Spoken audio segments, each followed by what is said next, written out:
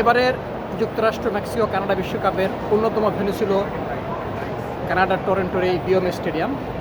এই মাঠে আজ শেষ বিশ্বকাপের খেলা হয়েছে, অর্থাৎ এখানে আর কোনো বিশ্বকাপের ম্যাচ নেই। একই সাথে এই ম্যাচে কোন তারকা খেলোয়াড়ের বিশ্বকাপের ইতি ঘটবে আর কারা আশা জিয়ে থাকবে সেটি একটি লড়াই ছিল।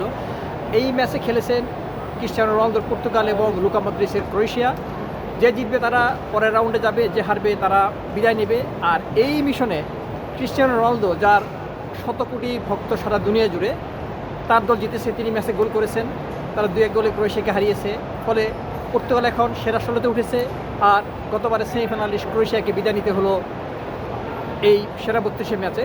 2-1 গোলে ক্রোয়েশিয়া হারলেও এক পর্যায়ে তারা গোল দিয়েছিল, তার গোলটি বাতিল হয়েছে।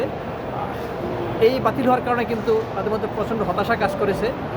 আর পর্তুগাল রেফারির কাছে জোর করে চেয়ে পেনাল্টি দাবি করেছে। এরপরে কিন্তু সেই পেনাল্টি রিপ্লেতে প্রমাণিত হয়েছে, সেই পেনাল্টি থেকে গোল করেছেন ক্রিস্টিয়ানো রোনালদো।